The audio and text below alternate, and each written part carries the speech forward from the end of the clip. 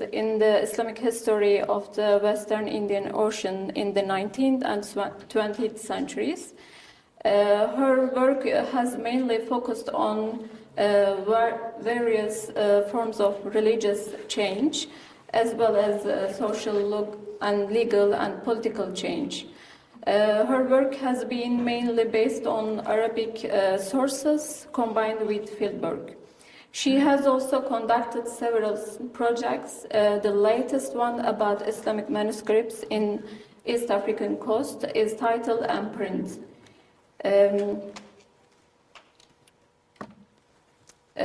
Some of books she has published include Sufis and Scholars of the Sea, Family Networks in East Africa. The second one, Islamic Sufi Networks in the Western Indian Ocean. The last one, Zanzibari Muslim Moderns, Islamic Paths to Progress in the Interwar Period. Our second speaker is Professor Knut Vikor, is an emeritus professor at the University of Bergen, Norway.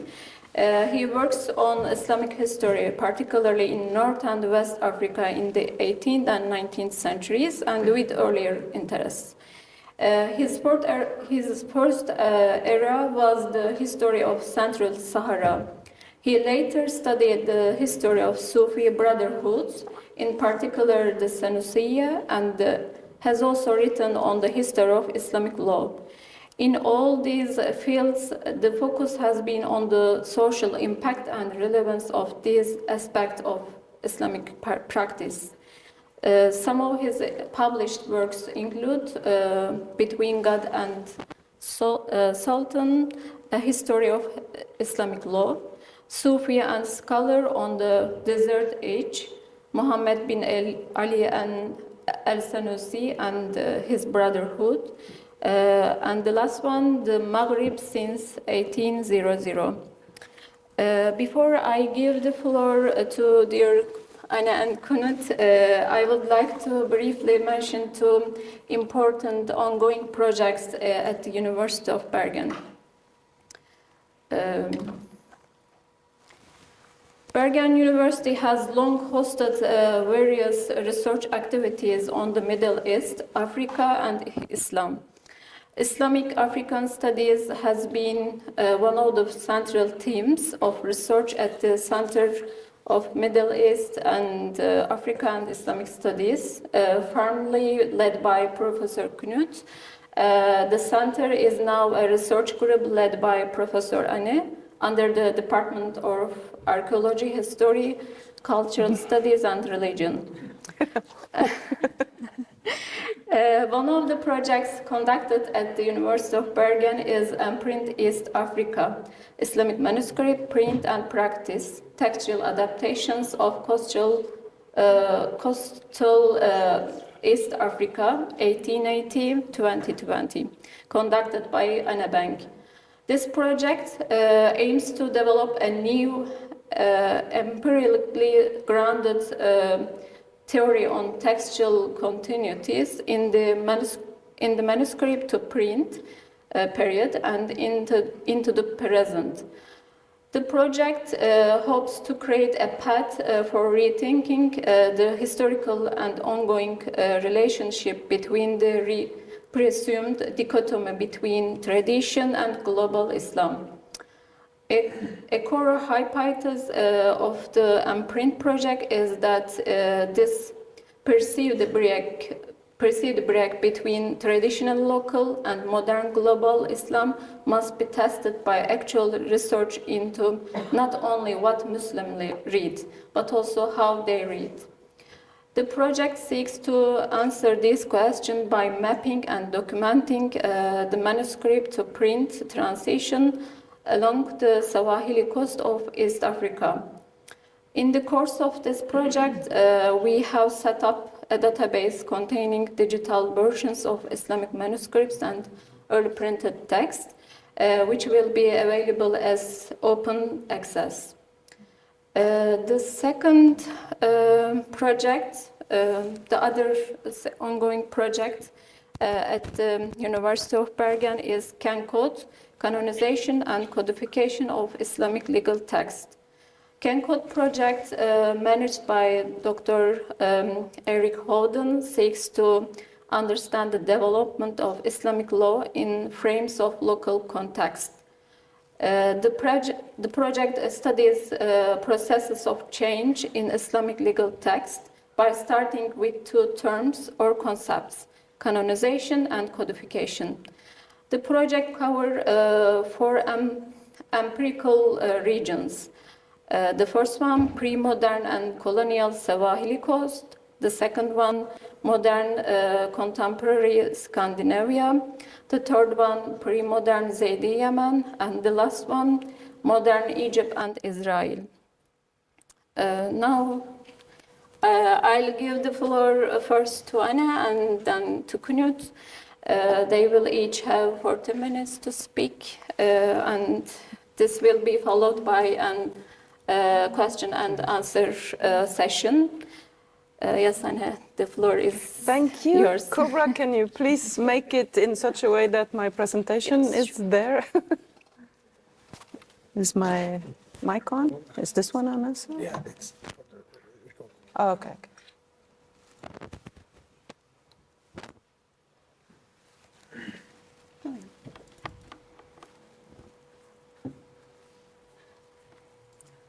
Let me just test. You can.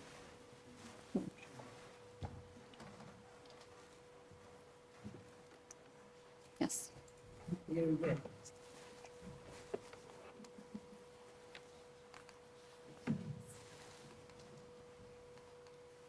Okay. Perfect.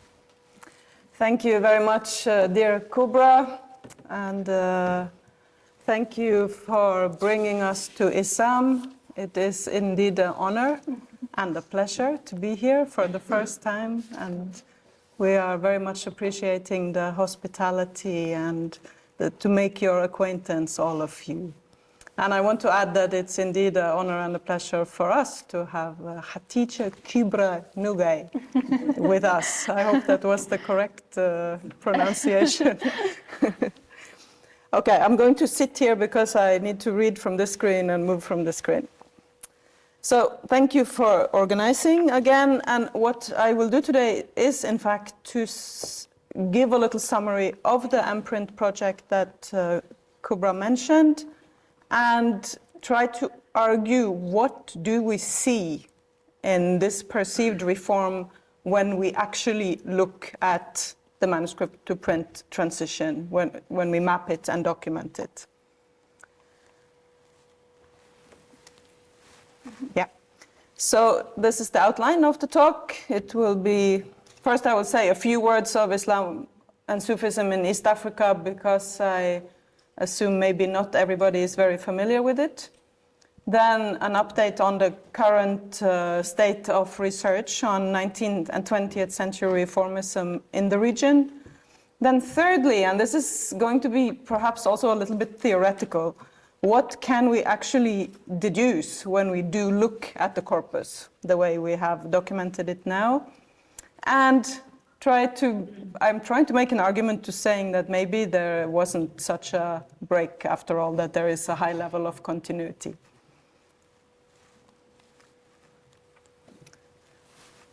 For those who are not very familiar with East Africa, the Swahili coast, I'm just going to say very, very briefly that the East African coastal region was Islamized very early. It has been marked by consistent migration patterns especially from South Arabia, but also from the Shiraz region of Iran, landing at various places in the coastal area of East Africa following the monsoon winds. And the monsoon winds blow consistently in such a way that it comes southwards in the European autumn, and then it turns in the European spring, which means that people have to stay over, traders, which means that they have to find wives and settle in and create families and networks. So this becomes like very transoceanic families over the years. And this has been ongoing from the pre-Islamic era up until the 20th century, and the 20th century marks a break because of the introduction of steamships, which means that you could travel at any time of the year. The fact is that we know actually quite very little about how Islam was practiced in the early years. We know that the earliest mosque dates from about 700 in Shanga, in Pate Island in the north, and which means that it's not very long after the actual Islamization of South Arabia. So it happened quite quickly. There are absolutely zero first-hand sources from this period, although there are many chronicles and poetry in Swahili that tells us of a highly literate, advanced Islamic culture. There are also travel accounts that say the same thing, like Al-Mas'udi gives some brief description from the 10th century, and Ibn Battuta gives a more detailed description of Kilwa Kiziwani from the 1300s. So what you see in this period is like a chain of city-states along the coast. This is not a unified polity, it's a chain. We know equally little about the practice of Sufism in the era before at least 1500 or even later. What we do know is that migration, especially from the region of Hadramaut in South Arabia, probably, I'm saying probably, brought Sufi practices associated with what was later to be known as the Tariqa Alawiyya. Now, the Alawiyya itself in Hadramaut went through quite a reform itself, round about the turn of the century to 1700,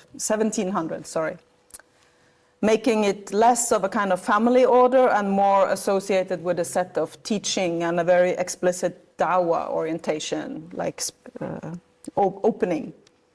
This then spread rapidly throughout the Indian Ocean alongside the Hadrami migration to East Africa and also to the furthest regions of Indonesia on the eastern side.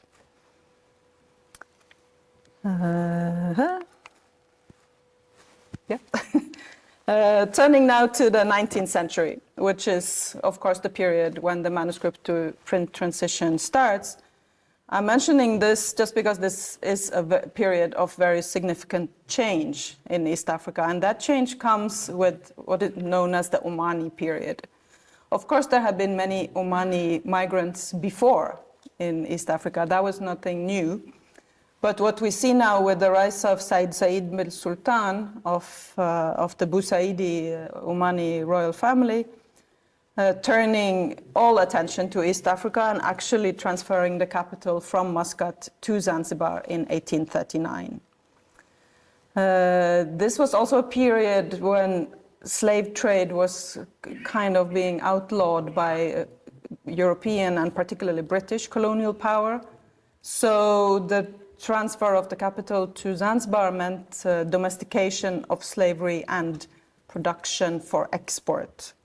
It also meant that the city of Zanzibar itself grew enormously from a couple of houses to what was in East African context a metropolis. In the Istanbul context, of course, a very minor quarter.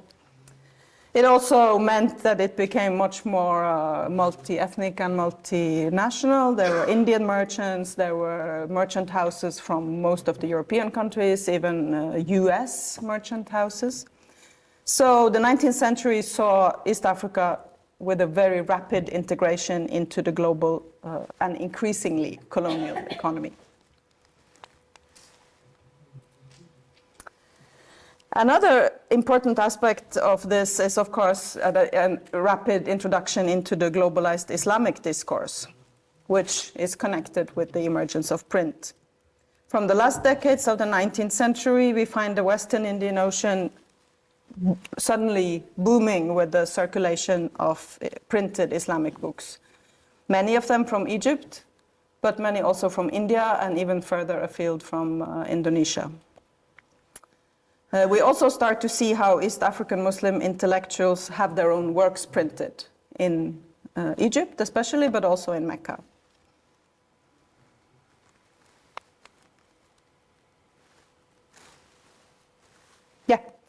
This is also the period when we see an increasing emphasis among East African Muslims on the idea of dawah, of spreading and teaching Islam. And that has been very widely discussed. I'm not going into detail here, but some of this has to do with the emancipation of slaves, who then were prospective Muslims and were then targeted for dawah, but also with the increased facility of travel. So this is just an example of how dawah looked in Mozambique when Amr Bunjimba was preaching the Shadiliya in Mozambique in the 19th century. So these are recorded narratives. By this point in time, we do have recorded narratives. And they often tend to emphasize exactly this preaching aspect. I also want to note that the dawah agent is not really the whole story. As many researchers have pointed out, the actually ordinary local convert was also a very powerful agent of change, contributing to the building of mosques, acting, for example, as the muazzin or prayer leader, or the person who distributed food or aid. Another side of the story is the dawah agent's needs for a local sponsor, which is also emphasized by many researchers. Without a local sponsor, the dawah agent really has is left stranded. So this is again a question of networks, maybe marrying into a family or establishing some kind of trade connection. Finally, then this is then the summary of the current state of research, if you like, about the mid-19th century and early 20th century Sufi-based reformist wave, which I have been writing about and which several other researchers have been writing about. I primarily want to mention actually Roman Leumeyer, who has worked quite a bit on this. So we do see an increased emphasis on writing, like teaching in writing, combined with this dawah orientation. And we can see this because we see more writing. We see manuscripts, we see circulating texts. And it's closely linked to a growing emphasis on Islamic education, perhaps coming from the Dar al-Ulum in Egypt, perhaps also oriented towards what was going on in the Ottoman Empire. This is for Ottomanists to research, I think. We also see new ritual forms, observable both in the circulation of text rituals and in also how they were actually performed, which I will get back to. And we see new networks and new organizational forms. Meaning that networks often turned into associations, formal associations, and we see that people tend to travel different places to new orientations, very typically Cairo, which was not a common destination earlier.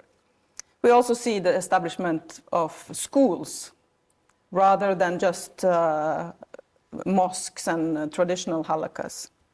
So this is where we are at the current state of research. And this is kind of similar to what you see in the entire African context. I'm sure my colleague Knut will touch upon it. And it's also a general pattern from the Middle East, except that it's a little bit later. Now the question then. How does this look when we actually turn to text circulation and production? Since we now in the mPrint project have done that for, what is it, Kübra? 3 years almost? Yes, almost. Almost 3 years. Mm-hmm. So we are in a position to at least make some small conclusions, tentative. This is the project that Kübra was mentioning, which we have then been running with the support of the Norwegian Research Council. And here is what we have done. We have digitized collection from very different locations in 2 archipelagos. Lamu, which is in northern Kenya towards the border of Somalia, and Zanzibar, which is directly outside Dar es Salaam in Tanzania, to put it like that. And these are very different locations. Some are very urban, like in towns. Others are from way out in the small islands. We have today, Kübra and I made a count, it is exactly 1,000 items that we have digitized. And they are both manuscript and print, all dating from the 19th and 20th century. There are more print than manuscripts. We are not, something like 350 of them are manuscripts, but we would need to make an exact count. I also want to, before I go into the discussion, I want to say that we have digitized and mapped specifically from 3 different types of collections. And that means that they are, in a sense, not directly comparable. Because some, especially one collection is a privately collected library by one single individual. And he basically collected anything, like whatever. So it can contain whatever. He was a collector, plain and simple. So that is not like a living collection. Then also we have typically the madrasa collections, and we can assume that they were in their time living collections that people used for teaching. And the Riyadh Mosque in Lamu is an example. It is to date the largest known manuscript collection in East Africa. And it contains, it's almost funny to say in Istanbul, it contains 146 manuscripts. But another one, important one, is the Hassan bin Amer collection in Zanzibar, which is also a typically madrasa collection containing more printed books. And again, we can assume that this is what people used and read.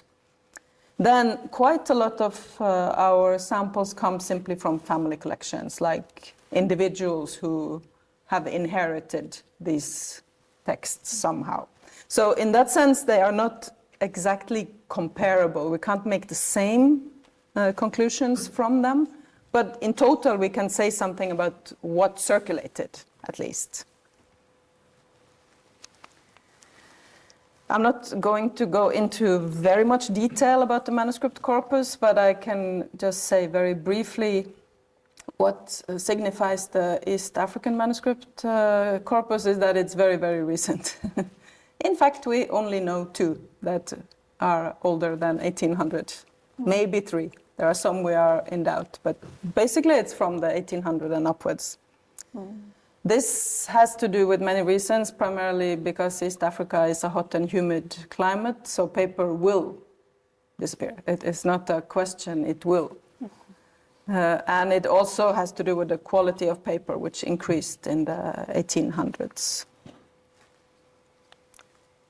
Another typical feature is that if we look at who were the producers, if you look at the scribes alone, they came from very many different ethnic and family backgrounds. So it can tell us that writing and copying was not just an elite phenomenon of people with Arab backgrounds or something. This you can see Somali, Bajuni, Kumri. Kumri means Comorian, and so on. And also note how long it is, the longevity. Many of these manuscripts are from the 1930s, which means that the transition is extremely long. Then we turn to East African Arabic text production in print. And here, this is just a brief summary for me. For those who are not familiar with it, the first actual print production was set up in Zanzibar in 1879, and that was known as the Matba'a Sultaniya, which printed primarily, but not exclusively, Ibadi fiqh, because the Omanis are Ibadi, whereas the majority population in East Africa is Shafi'i Sunni. So I'm not going to say that this matba was not important, but it didn't circulate widely because the majority population did not actually sit down and read Ibadi fiqh. Then came the Zanzibar government print, which came after the British colonial takeover in 1890. It also printed Arabic, but more like news. From around 1910, we see the rise of journals, just like you see in the rest of the Middle East. There was one called Al-Najah from 1910, and then later on the journal Al-Falak, which lasted for quite a long time, up until 1955. There were also more local ones, Sahifa, set up in both Arabic and Swahili, so bilinguals. So print production that reached the sort of broader audience is clearly a 20th century phenomenon in East Africa.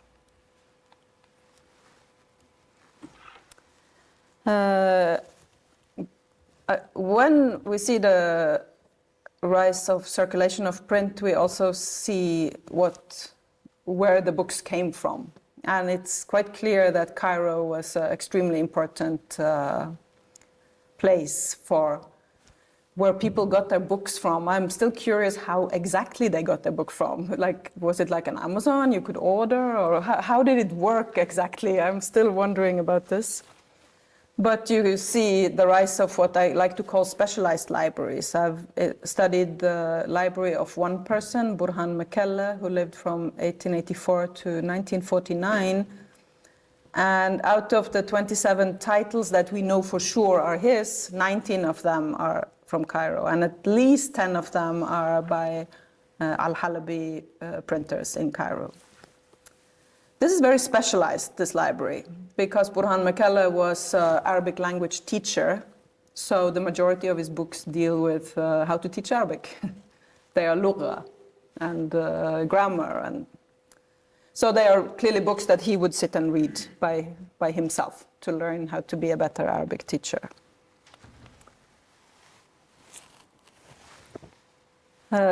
At the same time, and this is what I will discuss in the more theoretical section to follow, we see also increased circulation of printed text that is clearly meant for another purpose altogether, like Maulid, prayers, Ratib, all these kinds of texts that are meant to be read together and aloud. Here is an example, which is also from the Riyadh library, Simta Durar, which is a typical Maulid text read in the Indian Ocean, basically. And it's printed in Surabaya, in Indonesia, in the early 20th century. So the circulation is quite clear. Okay, turning to my hypothesis. I will try to argue I still have 20 minutes. Mm-hmm. Wow, then it can be done. I will try to argue that this so-called modern reading and communal reading overlap and continue in the manuscript to print transition in East Africa. I am not trying to extrapolate further, but it can be an interesting topic of discussion. Now, if we look at what is called a solitary reader, like here's an example from Virginia Woolf, American author. So hers was really a 20th century vision of a reader, someone who gets lost in the books, someone whose identity is subsumed by the identity of another mind, a narrator. She's actually describing a kind of metaphoric experience. The reader literally becomes someone else, when you read a novel. The same can be said when you read to learn. The individual becomes absorbed in new knowledge of another person who has this knowledge. That's why we have libraries. We go to read what others know. Except that in this case, we are not together. The reader is alone, and to some extent, the author was also alone when writing it. Actually, it's just an interesting aside is that recent studies of how our brains work have backed this up. So some study from New York University has done MRI scans that show that when we are reading novels or something that interests us, the brain lights up as though we are experiencing the same thing that we are reading. I find that quite interesting. We are, in other words, exercising our own imagination, our empathy, or our ability to envision what the person is trying to teach us through the book. However, one may argue that the end orientation of such reading is still other people, because why would you acquire all this knowledge if you only have it by yourself? In a way, it has no value. Then, if we turn to communal reading, is often, at least in the Western perception, associated with something religious, and especially devotional practice, or what is in anthropological literature more called ritual reading for specific purposes. Typically would be for healing, for rain, for good fortune, whatever.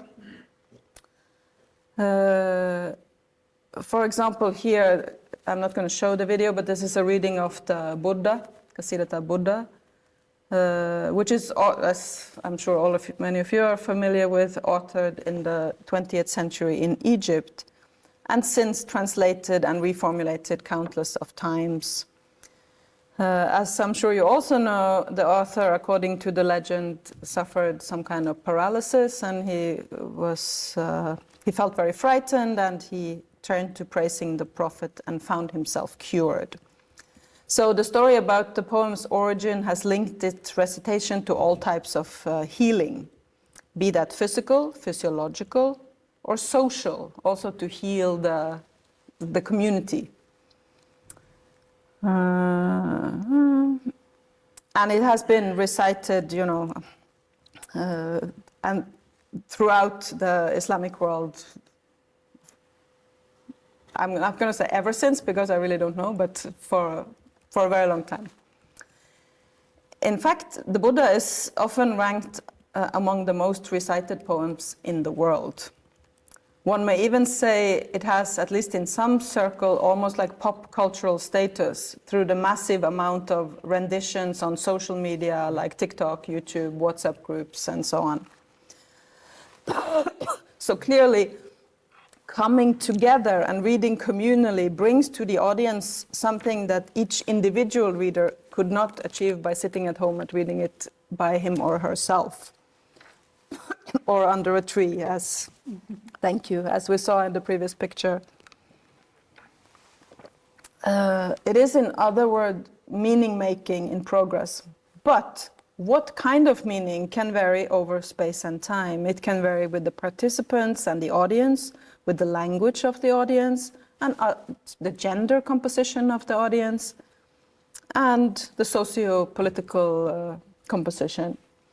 For example, we could assume that knowledge of Arabic language would lead one to a better understanding of the poem itself. However, the text is widely read in non-Arabic speaking countries, Turkey included, but especially Indonesia as an example, and East Africa definitely.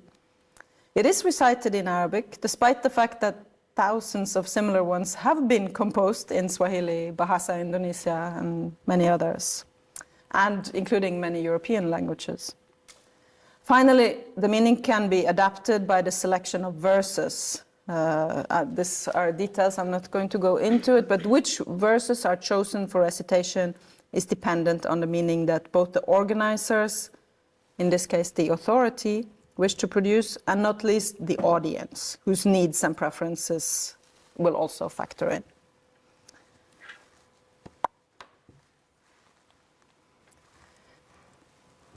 Now, there's a whole lot of theory about the history of reading. And historians of reading have long pondered this relationship between modernity and reading practices or styles. And very often they have connected this to the rise of print.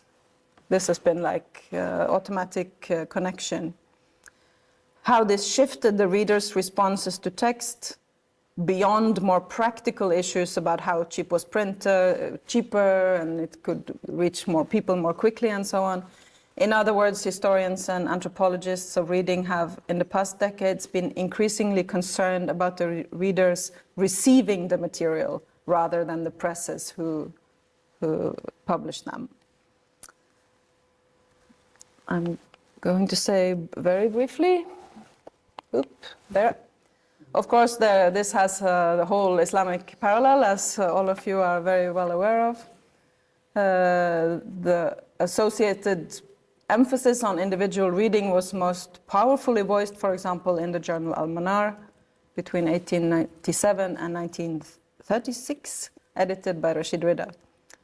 Al-Manar, of course, was a real child of the print age and circulated from Egypt to Indonesia to East Africa to West Africa. And simply summarized, Rida's view held that if people changed, so would society change. Al-Manar was also read, I'm not going to say very widely, but it was certainly read in East Africa and frequently commented on events there. And East African readers also sent their istifta to Al-Manar. So, 2 questions and 12 minutes. Did the reformist movement, Sufi reformist movement, actually lead to more modern reading? Or did the rise of print, the opposite, lead to more text available for communal reading? Either one is equally possible, isn't it? Like I said before, the transition was very long in East Africa, depending a little bit on how you date it, but at least like 80 years, you would see parallel production of text and usage of text. Important also that Arabic language has always been and still is a minority language in East Africa. There has always been people who are capable of it, but it has never been a majority language. So oral transmission has been, tafsir has been oral in a sense. Okay. Now, then the question, if we look at the imprint corpus, which text gets printed or gets continued and which ones are left behind? I have put one hypothesis. The texts that favor individual, solitary, modern reading will be printed and circulated, and the texts that favor communal, ritual reading will be forgotten or left behind. And I can tell you that this is not correct.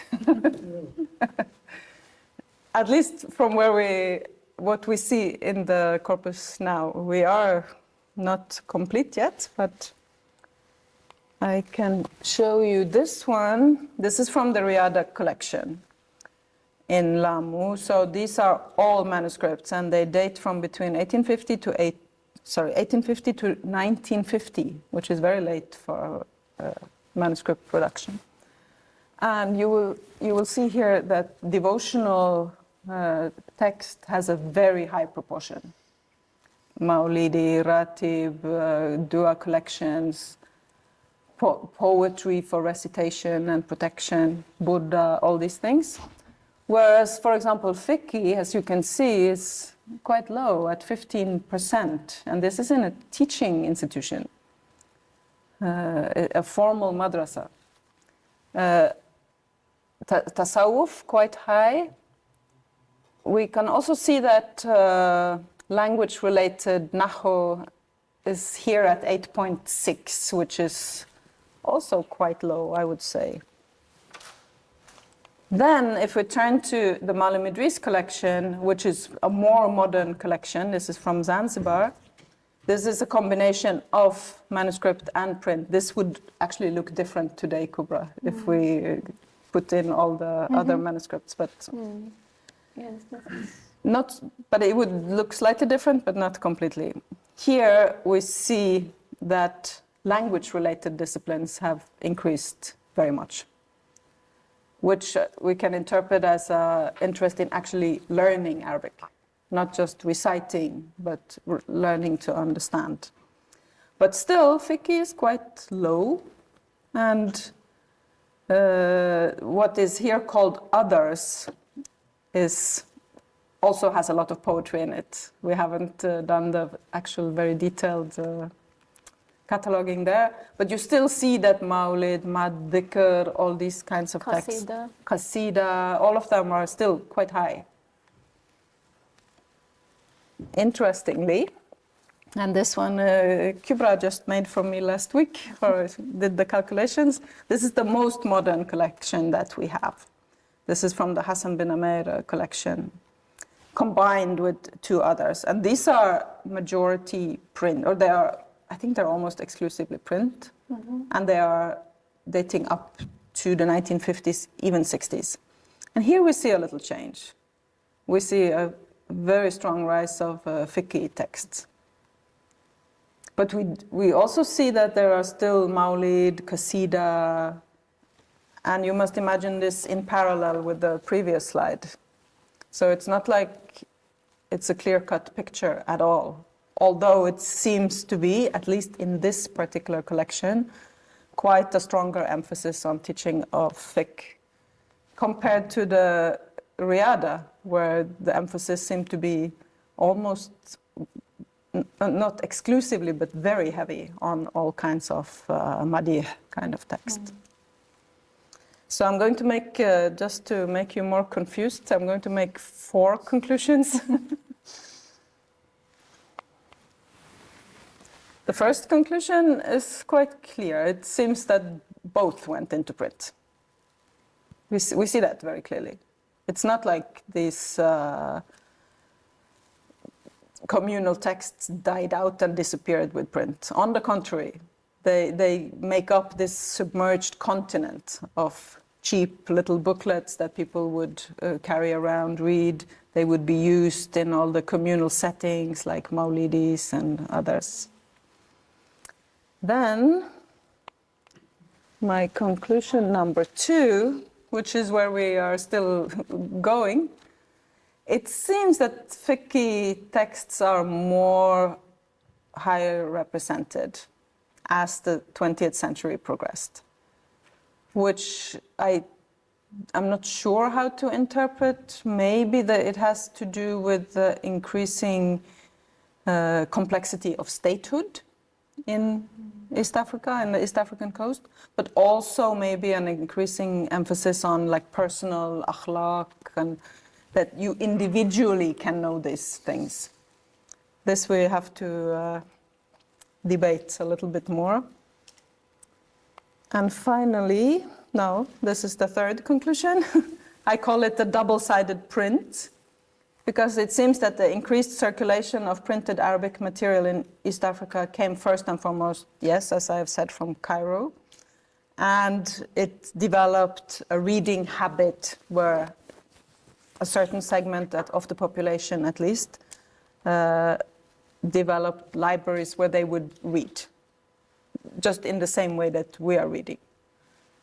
Individually, quietly, by yourself, then maybe discussing it with a colleague, for sure, but not like you're not reciting it out loud.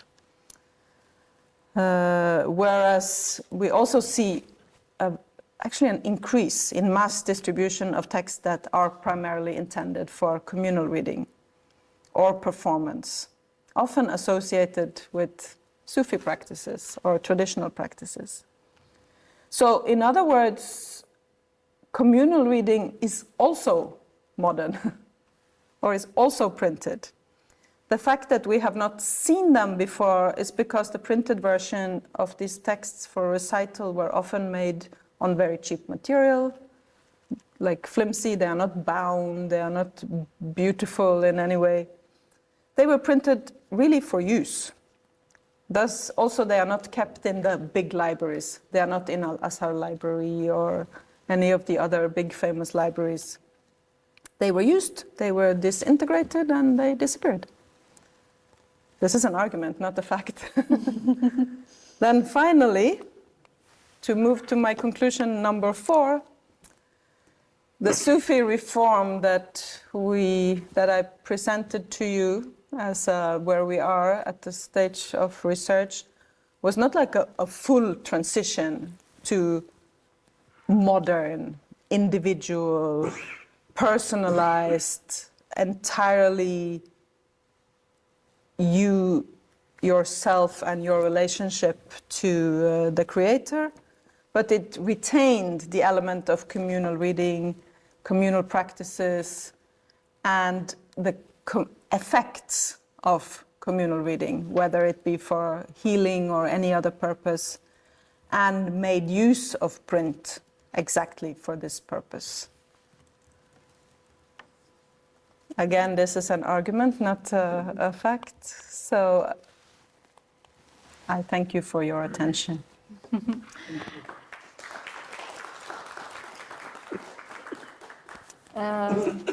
Thank you so much, Anne, for this.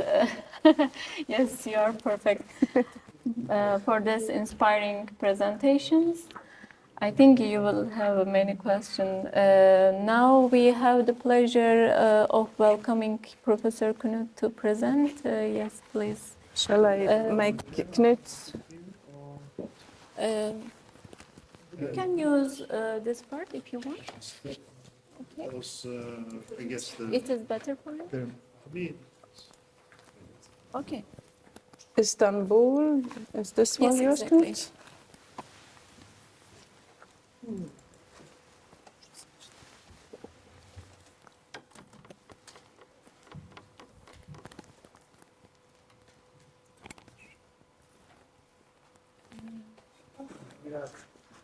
Can I put this one?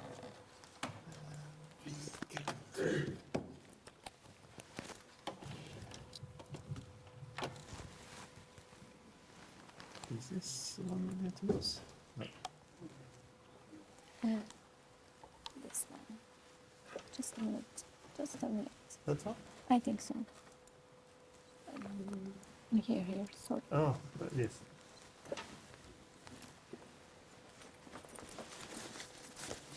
There you go. Can I put this one here? Thank you. Okay, so Dr. Kübra gave me 40 minutes. So I'm setting it up. We In 40 have- minutes you may hear an alarm if I haven't done the thing. Now, let's see, you have that? Can you go back?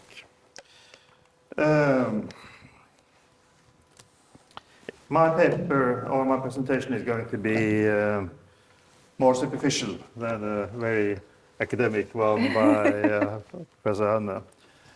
But it deals with, in a sense, some of the same kind of topics. Kübra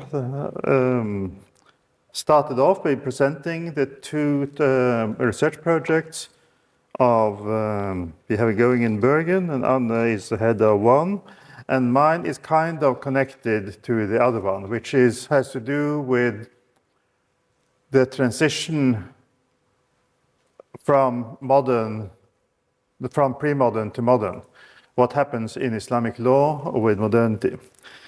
And that has been linked to a debate. Sorry, I have to go here for you to hear me. To a debate which goes on in some circles of Islamic legal studies on what happens when the modern state intervenes and Islamic law has to conform to a codified. When the Islamic law moves from a pre-modern system of uncodified law or the law of the ulama to a law which is defined by the state with a codification. And there are two positions. One is that the codified law is something completely different, even when it deals with Sharia matters. It has nothing to do with the normative Sharia, as one of my professors used to say, with this kind of emphasis each time he talked about it.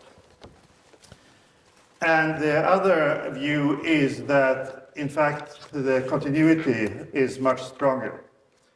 That Islamic law, which when it takes place in the modern state system, is in fact the same, well, not the same thing, but it's a development of the same, the Sharia in a new form of today. And I kind of was drawn into that when, on a conference a couple of years ago, there was one of these who were on the second viewpoint. He listed all the scholars who were of the rupture people, and he mentioned me, and I was quite unaware of the fact that I was in favor of the rupture theory. But at that time, I think my view was more that, well, of course, there is both. There is a change.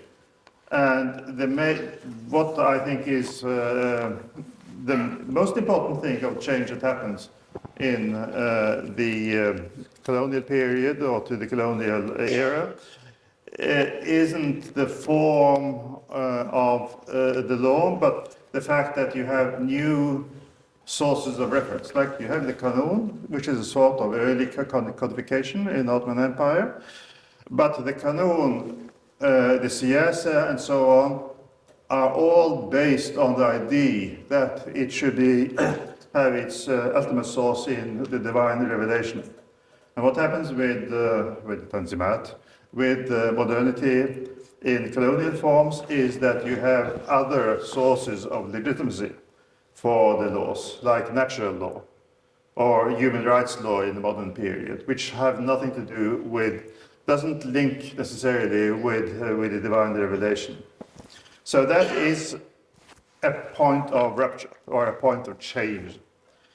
But at the same time, when you look at how those areas of law which are taken up in the codified form, you will find that the issues of fiqh, the traditional views of what divorce, marriage, inheritance, and so on, they are still relevant in the personal status law, the codified laws that we have today. So there is also a continuity, not just that the laws, the content of the laws, but the discussion of them is also based on classical methods of discussion. However, what I thought I should talk about when I was invited to come here for you, it links to another part which we are doing to Africa. And that was also something to do with my colleague sitting beside me, who is forcing me, trying to drag me into finishing a project I had on writing a textbook, an introduction to the history of Islam in Muslim Africa. So I've been working particularly now on the question of fiqh of Islamic law in Africa. That's part of a chapter or a chapter. And that led me to raise certain questions which I thought I'd discuss with you. Now, Muslim Africa, of course, is a part of the Islamic world, a part of the Ummah, but from the central regions, central discussions of Islam, it is often ignored. It is something far out there, something esoteric. But it has certain specificities which is of interest. One thing is, you might say, which I kind of started when I thinking about writing the history of Islam in Africa, where is Africa? What's Africa?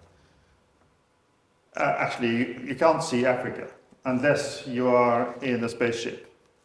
Africa is a continent which has been seen as an entity. Question is it a real entity or is it a constructed entity?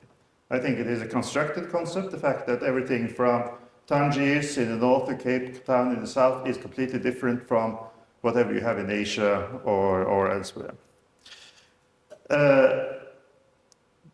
There is, particularly when we talk about Islamic Africa, this question of what do you do with the green stuff along the north? North Africa. Is North Africa Africa. Of course, it's Africa in the geographic sense. But when we talk about Muslim Africa, we generally ignore the North African side because we see that as part of Egypt and the Maghreb, we see that as part of the Middle East. Then we talk about sub-Saharan Africa, Africa south of the Sahara. But even sub-Saharan Africa, you see on this map of Muslim concentration, it has two important and one connecting region. One then is West Africa, which is typified by a very long history of Muslim presence, a bit over 1,000 years, and which one is called deep penetration, I mean geographically deep, in the sense that it starts with Sahara and rolls slowly south and south and south until it has gone further than you have on the map here. Now Islam in West Africa is present on the coast as well. But this has been going on over the whole period. In East Africa, as Anne just said, we have also an equally long history of more than 1,000 years, but it's geographically very shallow. It's basically a coastal thing, and one linked, as Anne was talking about, to connections to the Middle East and to Arabia. Much more so than in West Africa, where you have the whole of the Saharan desert to cross before you can go to the Middle East. And then in the middle, you have the Nile Valley and the Horn of Africa, which is kind of in between the two of them, but also very close to the central parts of the Islamic world. So, if you are talking about Islam in Africa, you must take into account the difference. You must see the difference between West African Islam and East African Islam. But there are certain things which are also specific to Africa as being far away from the center. And that one is, which I think I've also kind of touched upon, is the fact that expansion of Islam goes on today. Because from this place we are sitting now, it's not that far going up to Bulgaria or to Serbia or Greece, where you have non-Muslim areas. But the borderlands between the two, between Christians and Muslims in the north, has kind of been fairly stable. I think we can say that. Political power has changed, but religious borders have been fairly stable over the last few hundred years. While in Africa, we can see a continuous until today and into the future, a religious change, a change of conversion from non-Muslim, non-Christian, pagan society to both the Christianity, but also to Islam. So we can see the process of conversion. We can see what happens when a non-Muslim society becomes Muslim. We can see that, observe it in an anthropological sense, which we can't really very easily do in Europe or in Asia to the same extent. So, and this makes it a kind of laboratory of Islamization. But also it shows that when we are talking about Islamic past, Muslim past, that we have areas where you have both Muslims and non-Muslims in the same, in interchange, in a much more dynamic way than you have with Christian minorities or Jewish minorities in the central lands. And they are not Christian, they're not Ahl Kitab, they are not Christians or Jews, they are heretics, they are infidels. So if you go from there to the time periods, and this is kind of looking at it from the West African approach, but we can thinking of in the pre-colonial period of an early phase where you have Muslim societies, traders or others who have settled in West Africa, but they are living under a non-Muslim ruler. There is a Muslim society and no Muslim state. Now we are, of course, looking at the relevance of the Sharia and how do you do it. So there's no question of a state opposing Sharia in such a society. Sharia, if it is practiced, it must be done within the minority Muslim community. And then some of these states, they become Muslim, and you get an early Muslim state which rules over Muslims, but also over non-Muslims. Certain areas of their territory will be more or less fully Muslim, Timbuktu, and some areas which I didn't put a picture on it, but I think on the poster of this talk you had a picture of the Jannah Mosque in Mali, which was in an area where you had both Muslims and non-Muslims under the same ruler.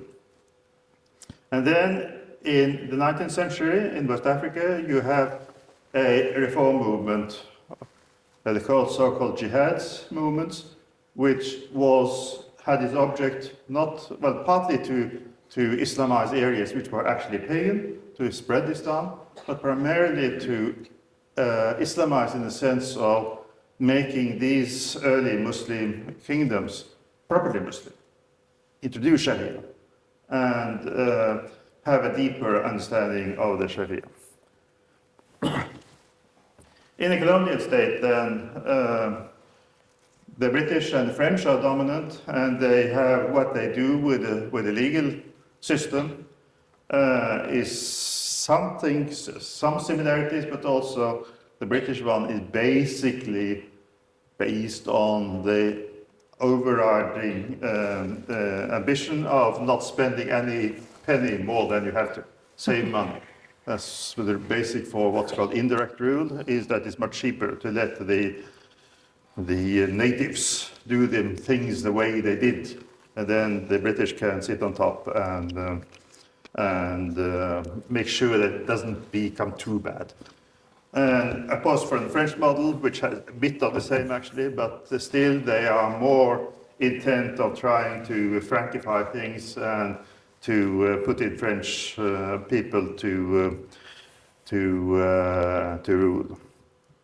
So the post-colonial order in Africa becomes, to a large extent, a continuity of the colonial system. The most important thing here would be to look at the distinction between the pre-modern, pre-colonial and the colonial period as a kind of change from pre-modernity to modernity.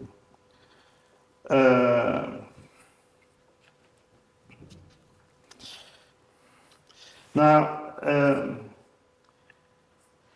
there is, when we look at this, then I said I would call this three cases. Again, I hope that I will have time to go through, through all of them. One from the East Africa, one from West Africa, but also one from, not from the Sudan, but from the Sahara, which has been kind of the area I've been most interested in.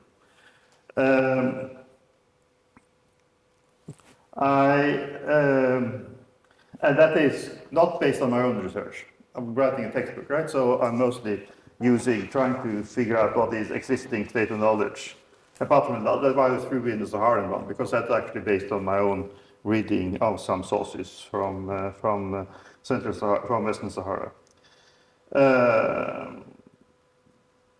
But when I'm looking at what does it mean in practice of Sharia, of fiqh, then one way of looking at it, I thought, was to look at what does actually, how does it appear in reality? What are the, how does people decide conflicts which come under the Sharia? So the question of Sharia codes. Do we have special Sharia codes? Yes, thank you. Now I'm getting a bit dry. Do we have Sharia codes? Do we have special codes for the Sharia? Who is ruling making decisions or do we have non-Sharia courts? Who are setting them up? Because the Sharia, we know, of course, is in the kind of balance. Sharia doctrine, fiqh, is a preserve of the ulama, traditionally should be, which have no connection to the state. It should be independent, should be religion, it's religion. While the implementation of the ahkam, the implementation of what the Qadi comes to, particularly in criminal law, but also otherwise, it basically belongs to the Sultan. So it is between the state and the religion part. How does that work in Africa, in Africa's situation? The other one is to try to, if we can find it, try to figure out what's the importance of what's the relevance of what I call doctrine, or the legal rules as they appear in the textbooks, or the Sharia textbooks. Are they actually practiced in Africa, or are they deviated from? And the problem there is that we don't really know, of course. At least not fully. Certainly not for the pre-colonial period. We do have a lot of knowledge, as we have also been some people in the Andes project, in the CAN project, been working on the distribution of legal knowledge of the scholars, but not so much about how it is actually practiced when some people come to court and say that I want a divorce, or I get a little inheritance. But there are records, but there are also a problem with these records.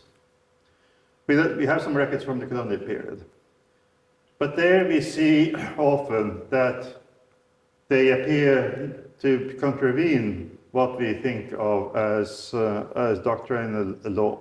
But we don't know whether this is because the colonial administrators or the ethnographers who write them down don't really know what the Shekha doctrine is. So that whether we get is actually what we are seeing when we're reading the text is actually a true representation of what went on in the courtroom. Or whether it is that it's what they claim, that this is really, customary law. These people, these natives, they don't understand the Sharia. While it may have been that it's actually they are applying Sharia using the inherent variety and flexibility of the Sharia in a legal way. So for the modern period, we are better off because now we can get anthropological observation. And as I said, this is, of course, a process that actually goes on today. But there is a danger also there in methodology of that this one is the same thing. Does the anthropographer really know the Islamic law, or even does the judge? She reports the court records she is writing down. Is it actually what the judge doesn't know when he seems to do something that he shouldn't do? Or is it he does know, but it doesn't work? And a case in point to that is one of the, I think, very best studies of a Sharia court in practice today. Is an American called Aaron Stiles, who went to, you saw it on the map of Zanzibar, just on the top of the island. She went to a small villager in 1999 and was sitting there for a year and writing down what exactly happened in the courtroom. And one case she reports was of a man who came and said he wanted to get his wife back. He had given her a single divorce at one point, but he had changed his mind and he wanted to take her back. So he went to her parents and they said, no, she is now married to somebody else, to somebody so-and-so. And he said, no, it wasn't a final divorce, it was a preliminary divorce. I want to take her back. So he went to the judge. And what the judge said, this is now from her observation of what happened. One went and sat down with the clerks in the court room, and they said, but this means, of course, that she hasn't fulfilled her iddah. This was, only a few weeks, couple of weeks from your divorce until she married.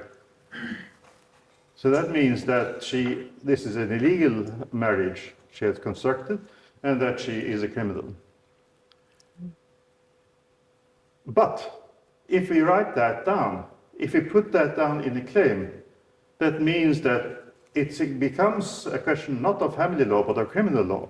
And we don't have competence in criminal law, because in the system that was established in Zanzibar a few years earlier, all criminal law cases should be carried out by the magistrate courts, which doesn't work by the Sharia.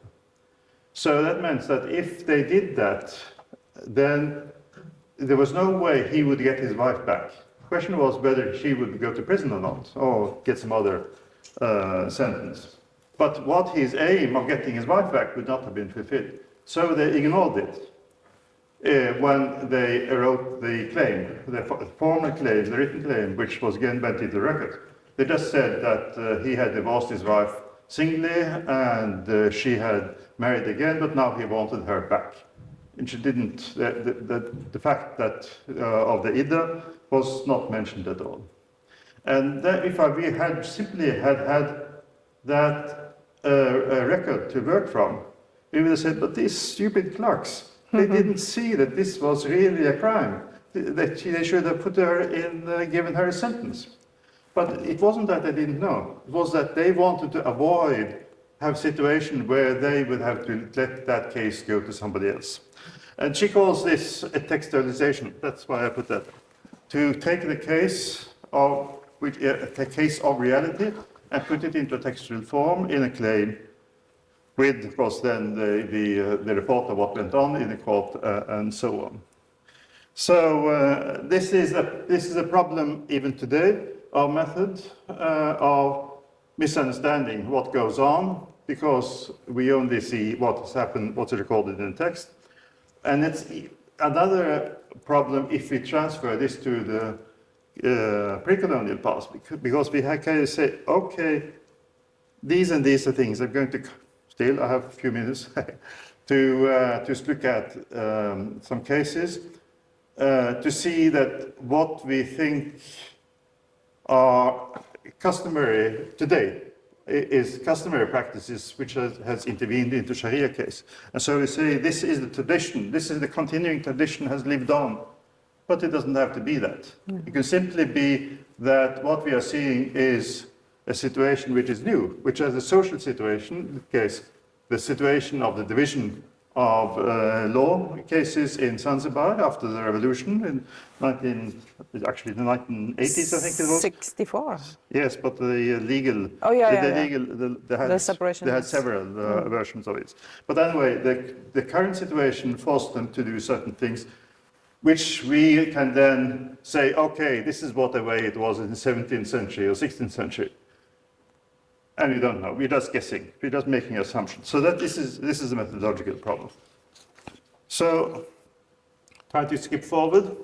And Anne allowed me to skip a bit about East Africa. Ibn Battuta, she mentioned, he went to Mogadishu, which is very north of this thin red line there in southern Somalia today.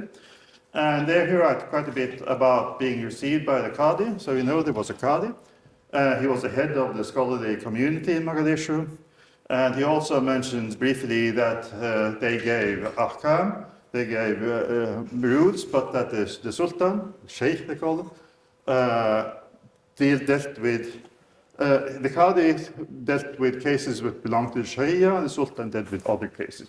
So we already there had a division between a Sharia area of law and a sultanic area of law, which of course we also have in the medieval Muslim world, in the Mazalim courts and so on. Then he was skipped, he didn't go to Zanzibar, he just stayed a late night in Mombasa before he went to Kilwa. And he writes about a page of there, about his stay there too also, and he doesn't mention, at least in the versions of Ibn Battuta I've read, anything about Qadi.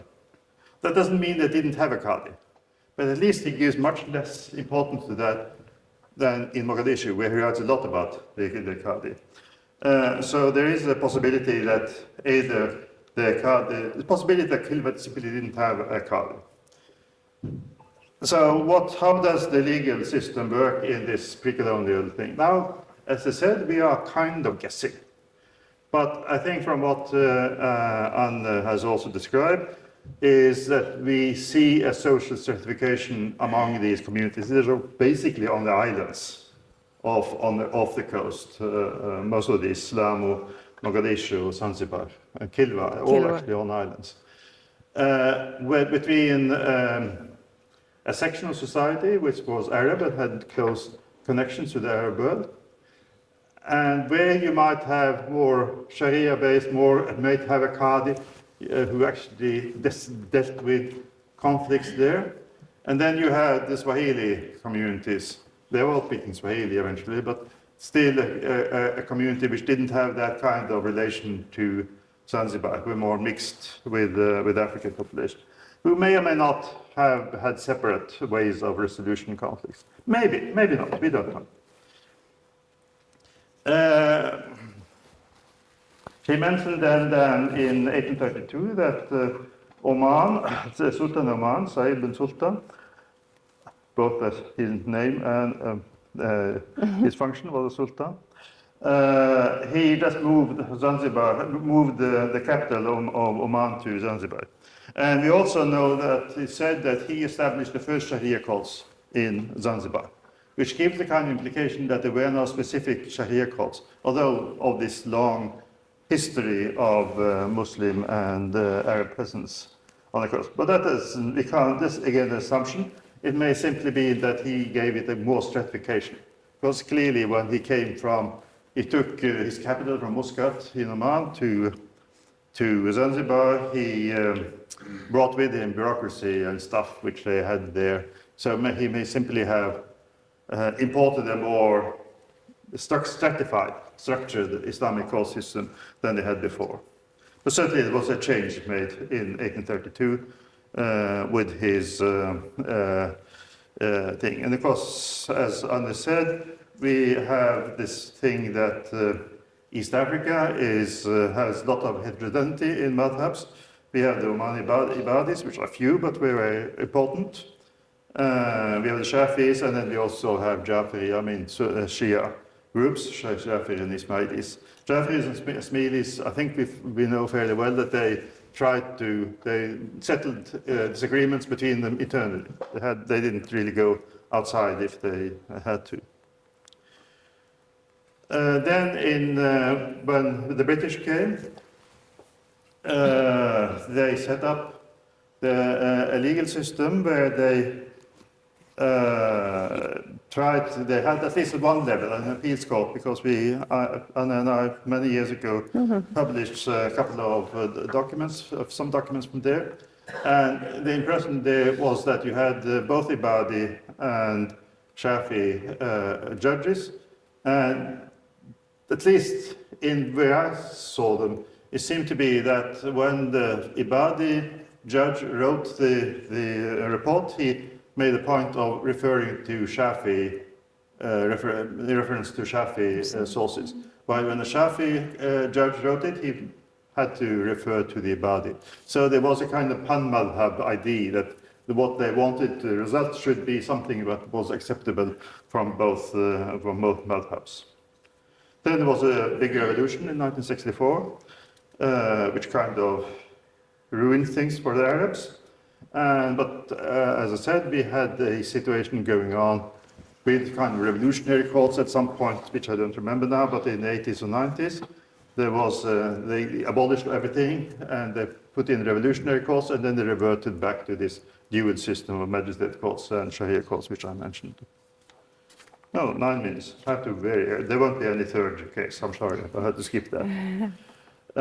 West Africa is then, as I said, the slow expansion southwards. They're all Malikis, so there's no problem there. But you have much more than in East Africa, the intermixing of Muslims and pagans. And you have the jihads, which I mentioned. In starting all the way from Senegal, there were several of them, starting in Sokoto in North Nigeria in 1803 to the mid-19th century in Senegal and Mali. When the British came to Nigeria in around 1899, they set up a dual system of Qadi's courts, Sharia courts that is, and the Emir's courts, which was a kind of continuation from the way it had been during the jihad period. And there is a note from a place called Ilorin, which is just south of the core area of jihads, where it says that when the jihadists took control, they expanded the jihad state authority to Ilorin in 1823, and there were Muslims there before, but they never had a Sharia court. The Sharia courts appeared with the jihads. But what the British did is that the way they applied the Emir's courts probably gave the Emir and the ulamas of that state, which was the traditional rulers, but now under British high authority, they gave them more authority to formulate the law than what they had before. And now I skipped the thing because I have 7.5 minutes left. And go to some of the cases of what marriage and divorce laws refer to. And one thing I think, let's see, get the right, yes, right page here. One problem which some of the ethnographers, certainly those who don't seem to be too well informed about the Islamic legal doctrine, kind of mix up, is the question of what happens when you marry someone. There is an exchange of money, but is it mahr? Which means that there is a certain sum of money or other wealth going from the husband to the wife, and is the wife's property, or is it what's called bride wealth in Africa, which means that it goes from the husband or his family to the parents of the wife as a kind of compensation for the resources that they give up by giving her away in marriage. And this seems to be completely blurred also in the Muslim practice, that it not only does it actually go to the parents, but that they think it's correct, it's normative, it should go to the parents. So it should actually be bride wealth, not dower, as that is what we know as mahr. And then you start to seeing conflicts where the wife claims that she wants to have that money. It really goes to her. Because when she needs it is if she asks for divorce, then she have to return in the system of khul, she has to return the money that the husband gave to her, or part of it, or all of it, or a bit more, depending. A negotiated divorce. And how can she do that if the husband, if she doesn't have that money? If that money has gone to the parents, then she has to go to the father and ask her to get that money back so she can pay to her husband. And the husband is demanding it because he wants to marry another wife. And he needs that money in order to pay her the mahr for the bride wealth. And this seems to be an indicator when we see more of these kinds of things going on, that the blurring of that this really is bride wealth, that this really should go to the parent, changes until it really should go to the wife. It should be the wife's property. That goes on to the second question of mahr, which is a kind of pet idea of mine, that we are talking about divorce, we're talking basically about talaq, and even when they introduced khul in Egypt 10 years ago, or when it was, 15, they said we never had khul in Egypt. I'm saying maybe that is wrong, but what they call talaq is actually khul. That the normal form of divorce is actually a negotiation between the husband and the wife, even if the husband does, of course, have the right to divorce his wife without giving her anything, without her acceptance, but by giving her money, by giving her the deferred dower or other stuff. But really what normally happens is a kind of divorce. And this is what we see in Zanzibar in this modern situation, where clearly from all the divorce cases which is referred to by this anthropologist, khulu, as they call it there, is really what the most cases demand. So, and they call it that the wife has to buy her divorce. She has to buy her free. In fact, they're both there in Zanzibar, but also in East Africa, they have the concept of free divorce. Free divorce is a divorce where the wife doesn't have to pay anything. In other words, what we call talaq. And that is a kind of special kind of divorce, apparently, which can happen, but isn't usual. So we have cases where the husband goes to the woman who doesn't want a divorce, and he says, "Give me my money. I want to divorce you. Give me my money, and so that I can divorce you." And she goes to court and says that she doesn't want to have it, have any divorce. But also quite common that when there is a conflict, it ends up and the qadi side decides, okay, this doesn't work. This marriage has to end. He says he orders her to pay herself free, to buy herself free. So that in neither of these cases, it's actually what khul means in Islamic doctrine, that it is a woman who initiates the divorce by going to the husband. It is either the husband or the qadi who's doing it for her. And that is the question of what is this then? Is this a change? Is it using the flexibility of the Sharia? Of the fiqh? Is it traditional? Is it adaptation to new sources, to new situations, or what? But certainly there is a use of concepts of fiqh, because they do know what talaq is, they do know what khul is, but they want to use the khul version for them. Then we skip the ibadis, and I lead to 1 minute left, so I try to go directly to the conclusion kind of question. Is this continuity or rupture of Islamic law in Africa? And one is that colonialism does not mean a rupture in a way away from Sharia. It is rather a rupture, if there is one, toward the Sharia. Colonialism leads to the spread of Sharia and Sharia courts through their own conceptions of what Sharia is. And there seems also to be now I stopped that so you don't hear the alarm, but I come to the end of my 40 minutes. There is seems to be a blurring between Sharia and what is called pre-modern or customary practices, per customary law.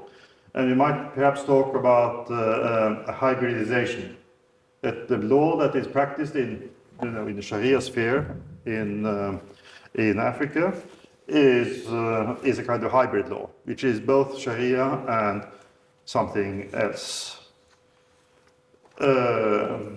Sharia concepts of khul. This is what I tried to argue when we talked about bride wealth, is that it changes the concept of what bride wealth or mahr means towards a more Sharia compliant conception, where it is a woman's money and she has to be able to do with it. But this is kind of the Sharia, one aspect of the Sharia, the concept of khul, which kind of then makes the other one of mahr conform to its idea. So it's a result of knowledge of the Sharia. So rupture, if there is one, perhaps we should put it then on not on colonialism, but on the jihadi state, or in the case of Zanzibar, or Said bin Sultan, if we understand him correctly, that proper Sharia courts really came with him. But also that codification does change things. It does change. The French had clearly their own idea of what Islamic law is. They insisted that you must use the Muhtasar Khalil as the code of law, which it isn't really, and wasn't really. So it strengthens the authority of the court. It also, I didn't get into that, but it strengthens the centralization, so that cases which were used to be settled by the village chief or by the notables in a small village could be appealed to, or would simply be taken over by central regional courts. And some Muslims in the local community use that as a resource to get a solution which they thought was better by going directly upstairs to the capital or the regional capital. But it also weakens the authority of the local legal system. And again, unfortunately, I had to skip my ibadis of Algeria, which is my own thing. But I think we will stay south of the Sahara. So that is it. Okay.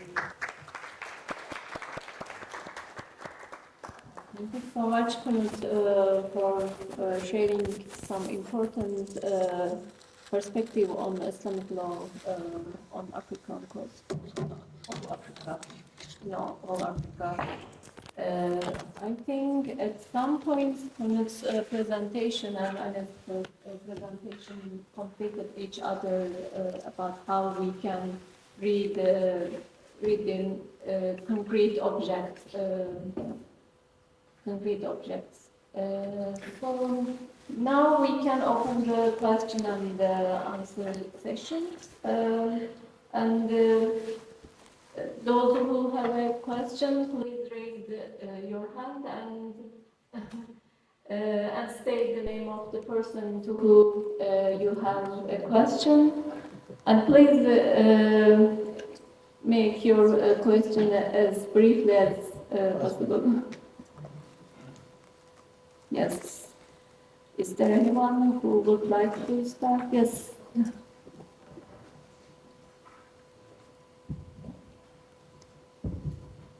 Thanks for your presentation. I have a question for Professor Knut. I'm Prof. was Professor at Prof. University. My question is, why do you compare, in terms of rupture, the reformist movement in West Africa with the Saharan and Sub-Saharan Africa, not in Africa or Algeria?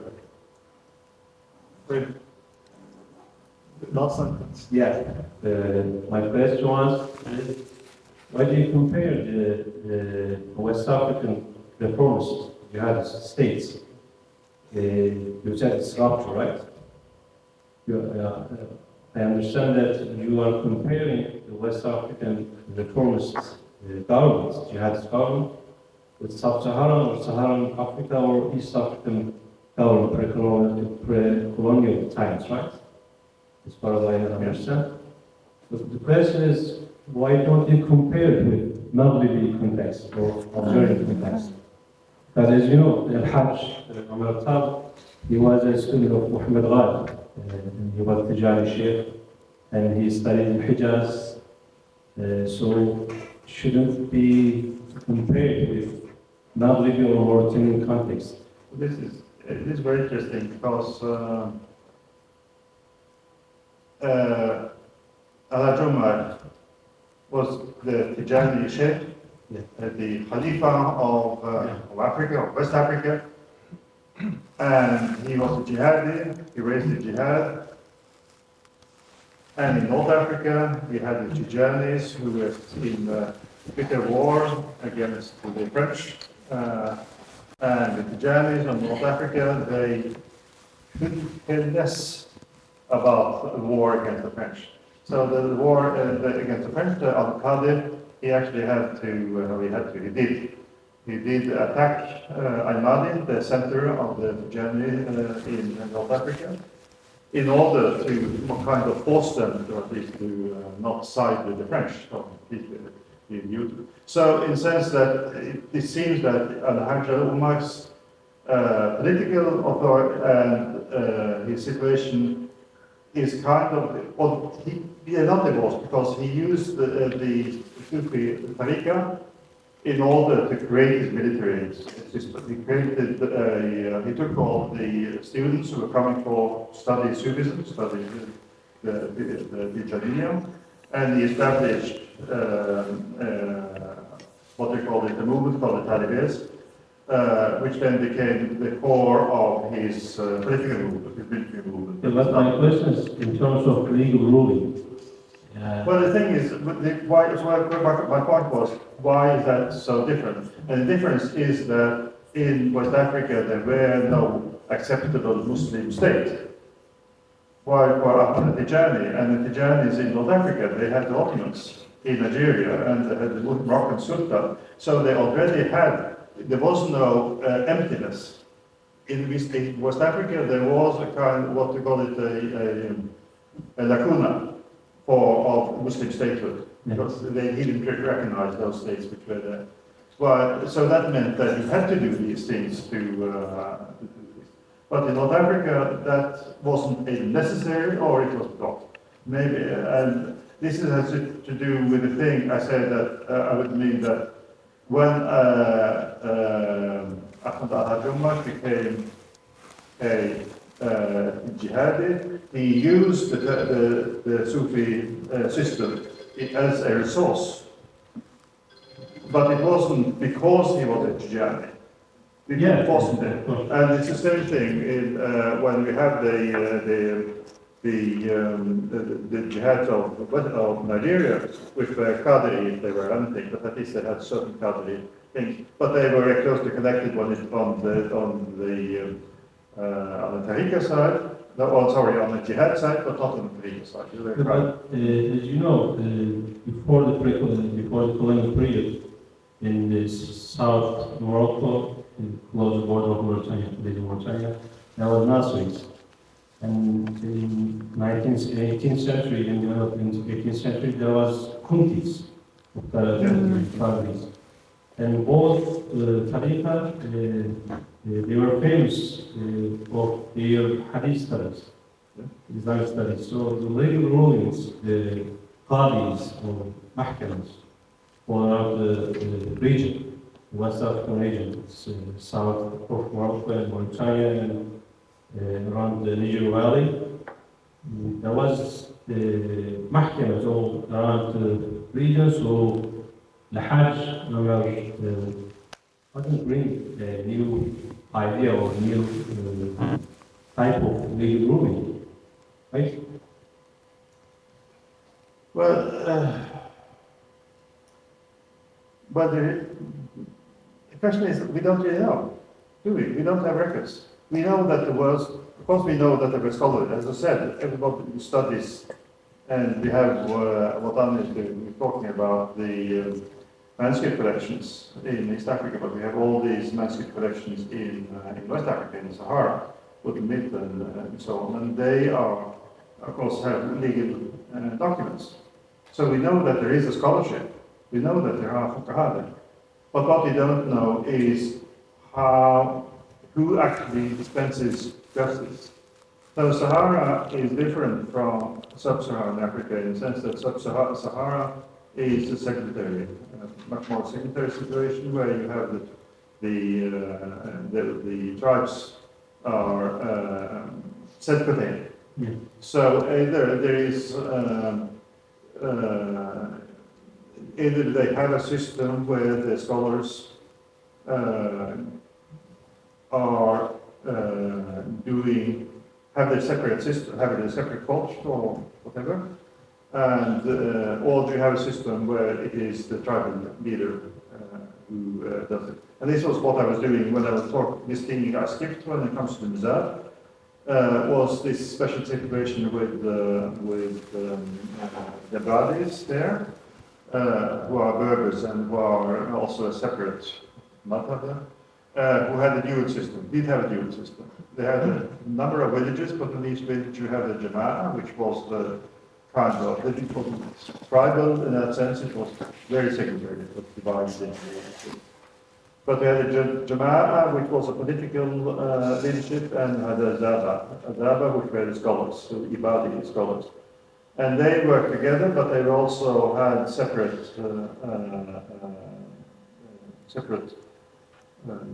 competences for what they were doing. So the Zaba, for instance, were the ones who could send people out of the village. We could say that you are no longer, you have to be sent out, you are no longer welcome here.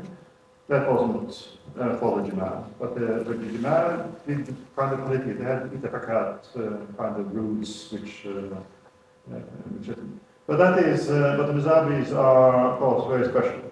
So there are people working on Wat and on other parts, Ismail Warshed and so on, who are maybe, I can't say for him, but I got the impression there that the Jama'ah is more important. But I don't know how much to follow what it meant like. I shan't channel here. Thank you for your attention.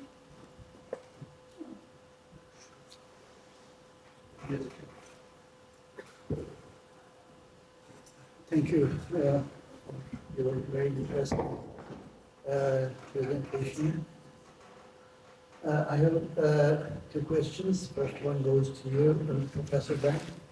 And it's quite interesting for me to see that a group of people attempted to read the society through the text. For me, it's quite interesting and invaluable. But your tentative conclusions seem to be a little bit opposite to the expected one. The individualism is supposed to be stronger than the communalism, let's say. But your research proved that the printing from manuscript to the printing is much stronger than those who encourages the communal readings. How do you explain it? What was the effect, real dominating effect on this result? The second question to Professor Vikor. You said the colonialism leads to the spread of Sharia in African sub-Saharan countries. Do you think this is an intentional one, or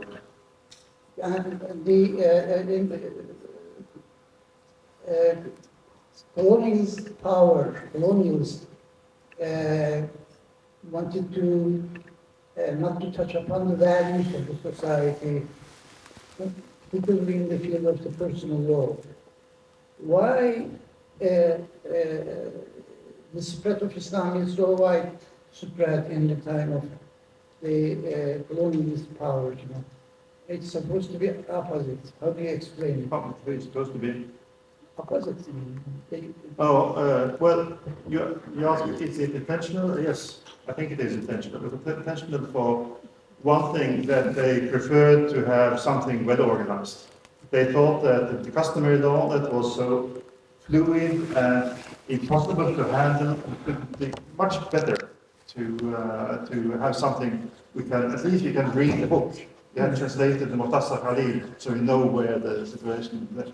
So they were actually, it wasn't uniform, of course. It was different colonial administrators had different approaches. But for many, it was a better way to rule people to have when you have a proper authority. So they want to have to ensure the authority. That's why I said also that was maybe not intentional. It was their understanding of Sharia that they gave more authority to the emirs than what these used to have in the traditional more flexible system. But certainly there was for many not valid. But then there were others who were saying that no, the Sharia is foreign. It is not African. It's something imposed from outside. The Sharia is just as foreign to the Africans as the English law or French law is. So we should keep it that way. Okay, ladies, Muslims, they must, but we should really ignore it. But there was a case which also I skipped here, which was just a funny thing, from Nigeria, and it wasn't from a Muslim area, but it was from the south in a pagan area. And the British then discovered that they didn't really have a concept of divorce. Well, that's what they said. I mean, they must have had some sort of divorce. But they said, no, it is like when a man dies, his brother inherits the wife, it must be like that. So they said, no, we are not going to do it that way any longer. Divorce, there are two kinds of divorce. There are the divorce where the woman pays back the bride, and it's divorce that the woman doesn't pay back the bride. So in fact, he introduced the distinction between talaq and khul to a non-Muslim society, just in order to have it's in the system we know. That's how we work. But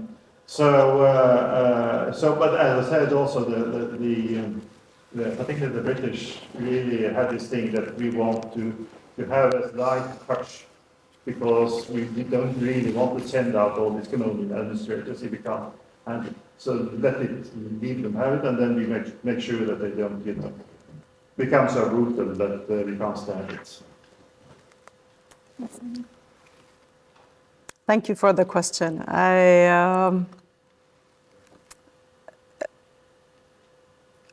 It's like conventional wisdom would be that the more you move into modernity, the more there will be individualized reading, individualism in general, and of course in the Islamic history you would have this increasing emphasis on your own personal morality rather than what you do communally, right?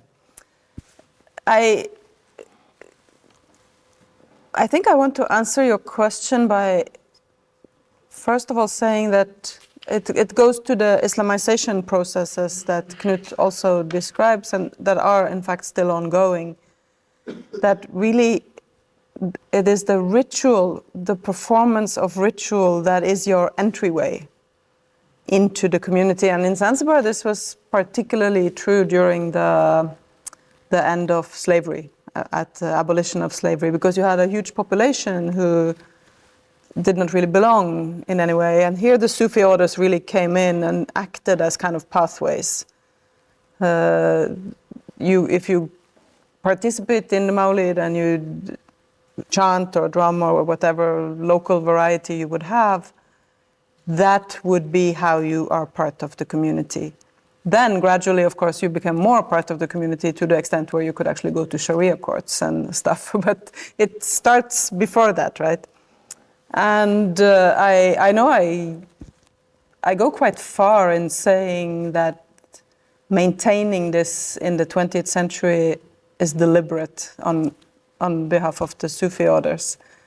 I'm not concluding that, but I think when we look at all these small print texts, some of which I showed you, printed in Surabaya, printed in somewhere in India, Bombay, all over the place, very local presses that produce very little small, but they are printed and they are mass produced. Whether it is like we are deliberately doing this in order to Islamize further in the Sufi reformist context, Or when you come later in the 20th century, you could also make the argument that it is a countering of rising Salafi tendencies, right? But I can't really conclude, but it's very, very clear that printing presses were set up specifically for this purpose of printing these texts, not the ones that you would read alone to learn Arabic or small mukhtasarat of fiqh, so you would learn yourself. These are meant for communal reading. Whether it is a sort of deliberate choice or not, I can't really conclude, but clearly it's interesting, and I would interpret it broadly as a sort of community maintenance thing, but also to maintain open absorption into Islam for other populations, and that is exactly the ongoing process that Knut also talked about.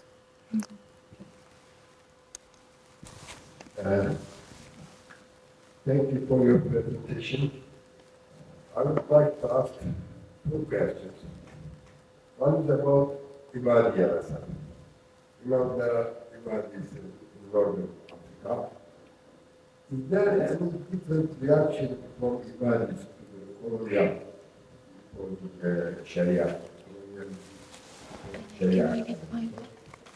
Another question. We hear some codification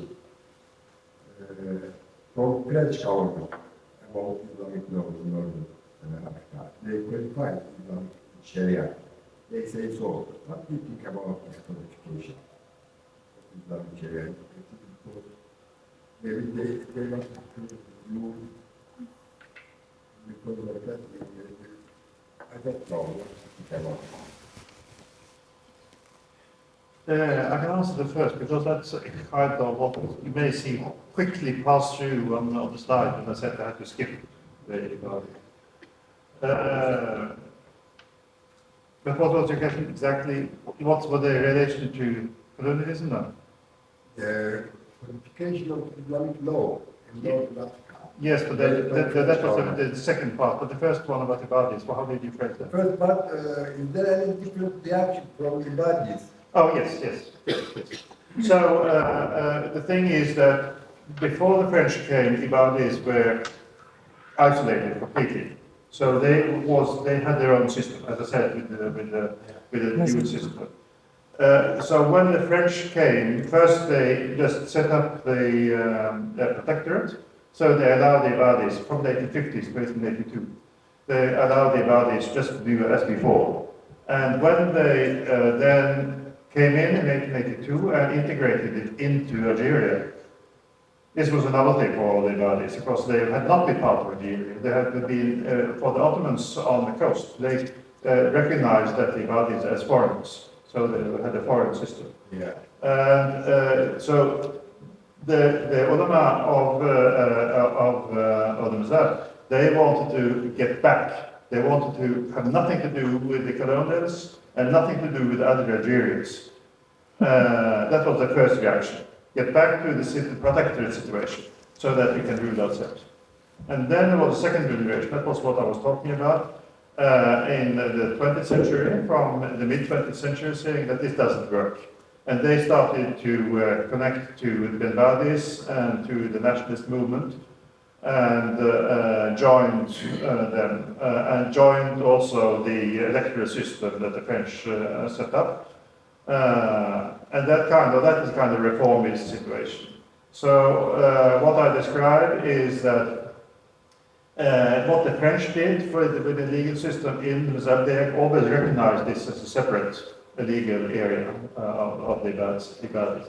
But they set up a mahkama system, which was started off by being based on the Jama'ah, as I said, which is a private council of leaders. But it became more and more codified, as we said. It became more and more divorced from the scholarly system. And what seems to happen is that the people, those we know about, of course there are people who don't, but there are many people who ignore them. They didn't go to these schools, they went to the scholars, to the Zadas. Among them, this man I was writing about, who was a leader of this, and he wrote fatwas and he was a faqih. So they seem, at least it says that a Zaba Council, which was not dissolved, it was still there, the Zaba Council, the scholars, the most religious leaders, they became the Bakka. They became the arena that people went to solve their differences, as far as that was possible. Of course, I assume that only meant with things which you can actually decide by themselves, like family views and so on, but not with criminal law, which the French would do. As for the codification of Algerian law, I have to say I don't know. I can't answer that. I don't really know what they did. Rather than guess, I think I will be. No, that's not. That is North Africa.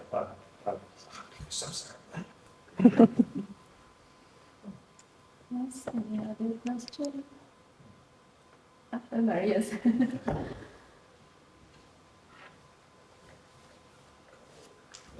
Thank you very much. I would like to ask the last question, maybe, for the professor, right? Oh, sorry.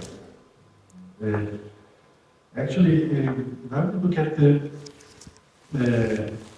conclusion that you gave to us, we see that you focus on the numbers of books, either from the manuscript, the age of manuscript, or the age of print. But we don't know how many times a book was read in the manuscript culture. So, is the number enough for this comparison? Because we don't know about the percentage of the literacy or the number of modern schools. So, how can you explain this comparison only for the look at only the numbers of the books? Yes. And also, we don't know how many books were destroyed in the manuscript culture.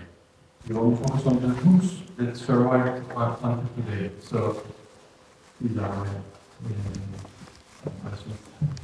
I think the position of the owners is also very important in this context. Yeah, no, I'm delighted for your question, because of course this is, there are several, how do you call it, several reservations that you have to make. I alluded to one of them by saying that these are not comparable collections. That's number one. And in some cases we can clearly see usage, like reading notes, or especially change of ownership would be noted in the book, so that will be one indication. In other cases, not at all. We don't know who read them, basically. But other cases we see they are donated, they become waqf. Often you can establish a kind of usage history. But what I presented for you today was just numericals, like this is how it is. And you are absolutely right that we don't know, we have no idea, basically, of how much of the corpus we do not see. Again, for climatic reasons, we can only imagine the loss being very, very substantial, right? Even the manuscripts in the Riyadh, which I have worked with since about 2009, they are now significantly deteriorated, even from that point in time. So loss is rapid in this kind of climate. Still, I think we can get to a kind of overall tendency.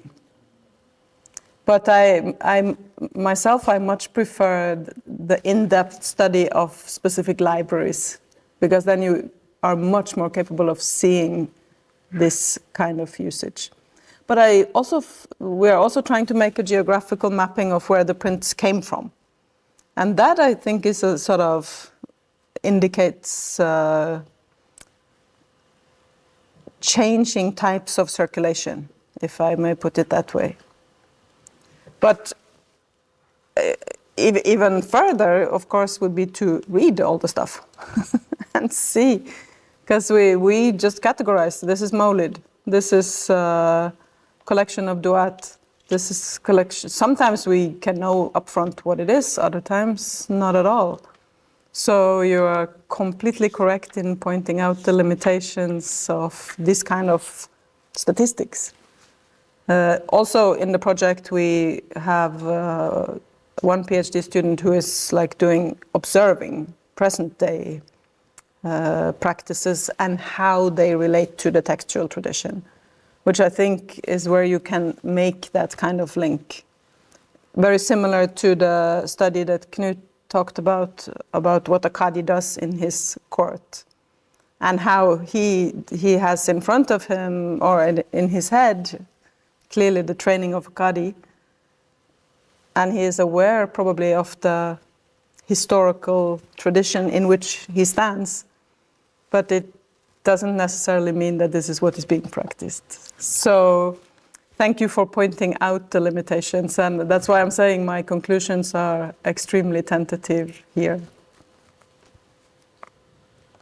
Yes, I think you have. Do we have time, or can I ask a question? Yes, sure. Okay. First, thank you for your presentation. It was very interesting for me. I have a question, actually an additional question what Ömer asked. I was wondering whether you are looking at the relationship between the communal reading and the literacy level. I assume that you don't have the data about the literacy level. That's I don't know.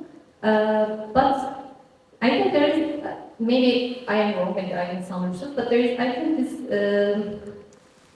assumption behind that with the printing press, the accessibility of the sources became easier and people started to read the things more, right? But the question comes to my mind that, yes, maybe we are marking the beginning of the modernity with the printing press, as the modernist paradigm told us. But the society may be still pre-modern, you know, but I don't think that they just immediately shift from, you know, pre-modern to modern society. Yes, maybe they have the printing press, and the number of the sources like became more accessible, but maybe the society is still pre-modern. Maybe that's why we see more communal reading, you know, even though we have the printing press, you know, regarding to your tentative argument. Because as far as I understand, you are challenging the modernity concept as well. Also, I also wonder how do you approach the modernity, how do you define modernity? These are very large questions, we can talk later as well, but yeah, thank you. Actually, I would invite you to come to my book talk on Friday, which is exactly about Islamic modernities in East Africa, because it's a huge question, right? I mean, well, what I'm saying, maybe it's not so much that it is pre-modern, but that the communal mode is also modern.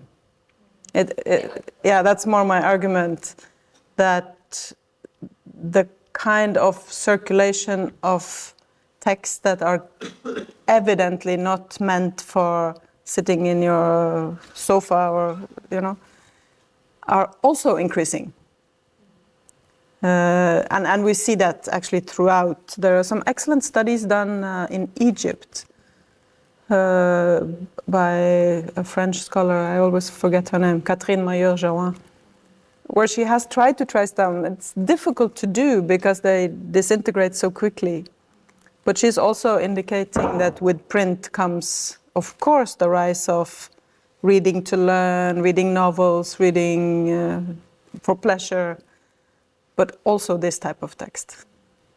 Which, yes, that comes down to how you view modernity, right? Can we accept communal reading as modern? Exactly. That would be my argument, to say yes, it is also modern. And going back to the previous question, I'm almost saying it's deliberate. Almost. But I've never seen anybody say that outright. Yes, we print this in order to... So, but it's a philosophical question of can you, if you believe that reading a certain text together with and chanting it, you might bring rain, is that modern? That is the question, right? Yeah.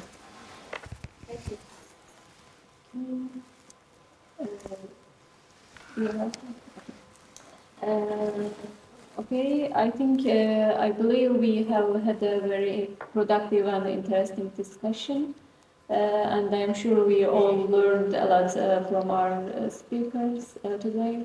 Thank you very much to the audience for making time to join us today, and of course I would like to thank to both Anne and Knut again for coming all the way from Bergen to be with us today.